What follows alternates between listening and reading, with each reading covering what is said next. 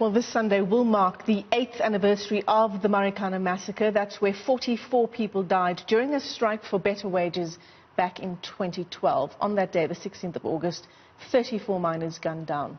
Now, each year goes by without justice for the mine workers or their families. 9 police officers have been prosecuted for the deaths of 3 striking mine workers and 2 police officers. But the National Prosecuting Authority has failed to prosecute anyone for the deaths of those 34 mine workers who were gunned down by police on the 16th of August 2012. The Marikana Commission of Inquiry, remember that, chaired by retired Judge Farlam, exonerated political leaders accused of having played a role in the events leading up to the massacre. Now, last year, some of the mine workers asked their attorney, Andries Nkome, to begin a process to review the findings of that inquiry. Andries joins us now from Klerksdorp in the northwest. He's on the line to us this morning. Andries, thanks for your time on the AM report. The Farlam Commission of Inquiry. You know, South Africans hear the word inquiry, they hear the word commission, and they just lose interest. Tell us about the concerns of the people you represent around the findings of the Farlam Commission. Good morning, and thanks for having me. You will know that we have received these instructions to assist the people of Marikana 8 years back in respect of criminal charges that they were facing, because 279 of them had been arrested for the murders of the people that died on a day.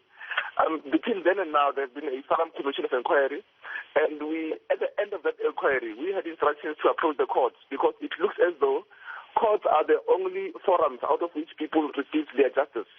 They are saying we should approach the High Court and review the findings of Judge Farlam.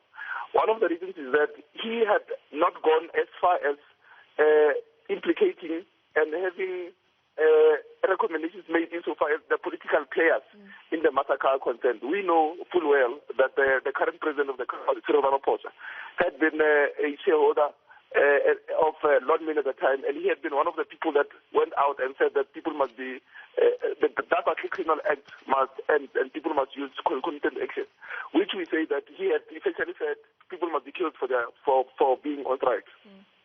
And as we look back on the events of that day, Andries, the big concern and the big question still, as we try to understand why police opened fire on that day, because there was no threat to property, there was no threat to life in those moments leading up to gunfire being opened up on those mine workers who were gathered around the kopje. Look, the massacre that took place in Marikana was nothing more than a demonstration of wielding very serious and strong political power. The planning had been made on the previous day, that tomorrow, the 16th of August on Thursday, was going to be the D-Day. And we know everything that transpired after that press release. In that, the police, instead of ordering ambulances, they ordered mortuary vans. Instead of ordering rubber bullets, they ordered live ammunition for rifles. So essentially the motive had been there to kill. Yeah, I mean, if you were in Marikana on that day, you would have remembered seeing those reinforcements coming in and asking various questions about how the situation was going to unfold in the next few minutes as reinforcements came in and, as you say, as those mortuary vans came in. Look, we have been able to show the Farlam Commission that those people had been circled by wire, by barbed wire. And it's for that reason that they tried to run home. In their attempt at running home, that's when they were shot and killed brutally like they were.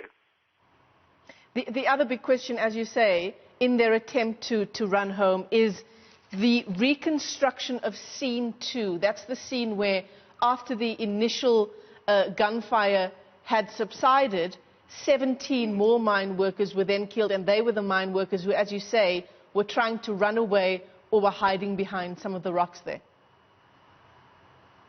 Look, there is no way in which justice will have prevailed until we have been able to take the Farlam Commission of Inquiry's recommendations to the High Court for review. Yeah.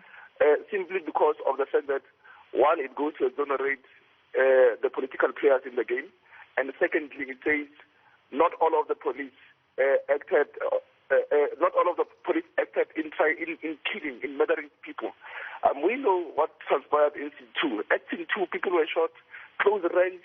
At Scene 2, people were shot with their hands right up. At Scene 2, people were shot in their heads. And that could not have been as a result of the mine workers attempting to attack the police. But that was a demonstration by the police that they can go out there and shoot and kill people.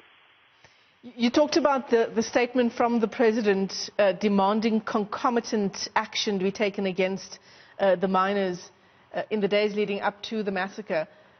You know, and the main part of that appeal that you want to do in terms of the Farlam Commission of Inquiry and its findings is its findings around political leaders and the fact that it exonerated the political leaders that were involved in the Marikana massacre in some way or another, whether they were a minister at the time, whatever it might be. Who are some of those people, some of those political players?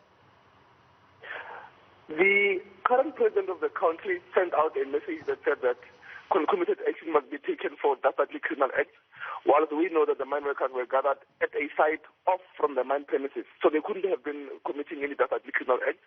He had been in communication with the then Minister of Police. Also, the Minister of Mineral Resources had been also informed of the discussions and the plannings that had been made around Marikana. And we now do not understand as to how does it just happen that a senior in the police official, the then National Commissioner of Police, is the one that's implicated. Between that space and the current president's office, there isn't any other person that's implicated. So clearly, the Farlam Commission of Inquiry's recommendations have got to be reviewed.